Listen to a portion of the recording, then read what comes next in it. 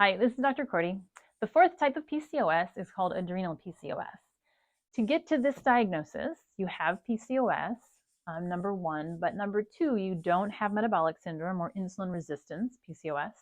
You haven't just taken birth control pills and started having PCOS symptoms as a result of stopping them. And the third thing is you don't have a general state of chronic inflammation and a lot of the other symptoms that go along with chronic inflammation, like the joint aches, headaches, like the digestive problems, a lot of food sensitivities that come along with the inflammatory PCOS. About 10% of people have the adrenal PCOS type. So if you have this type, there's a couple things that are happening very specifically. You are really sensitive to stress and your body responds by creating too much DHEA. And too much DHEA comes from the adrenals overproducing that hormone. Adrenal hormones can be lots and lots of different kinds of hormones, from sugar, salt, sex, and stress hormones. And this is one of our stress hormones that does some things for the brain, some things for the musculoskeletal system, some things for the endocrine system, some things for the reproductive system. So it kind of touches a lot of systems, but it's produced by the adrenals, and the adrenals are little organs that sit on top of your kidneys, and they produce all kinds of hormones that touch everything in the entire body. When DHEA is overproduced, sort of by a chronic fight or flight reaction, and your body just tends to produce too much DHEA, we have a hyperandrogenism, which is one of the criteria of classifying or creating a diagnosis of PCOS.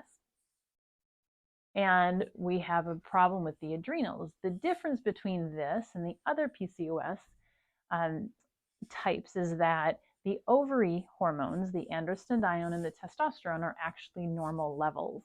And so if the ovaries are responding normally, but the adrenals are not, and producing this hyperandrogenism with DHEA being too high, then we have an adrenal PCOS.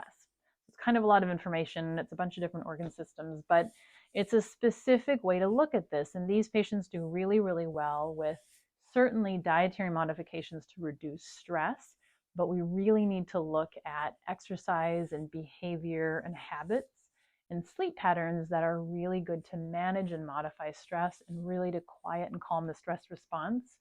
So the parasympathetic nervous system is really well taken care of and really well balanced.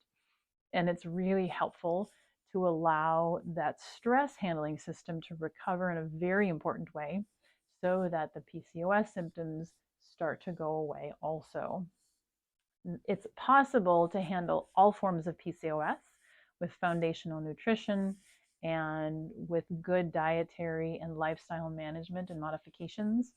This is one that just tends to really respond well to stress management kinds of techniques. And so maybe for you that's yoga, maybe for you that's meditation, maybe for you that's going to bed earlier, or finding more things in life that you enjoy that really kind of fill your bucket and calm your nervous system down. So this kind of PCOS tends to be driven again by just DHEA being overproduced from the adrenals, and it tends to have the same presentation with too much androgen on board, but it's just coming from only the adrenals rather than the adrenals and the ovaries. So I hope this helps. Again, we will break down each of these 4 categories of PCOS and how we like to handle them specifically in later videos, and we will see you soon. Thank you.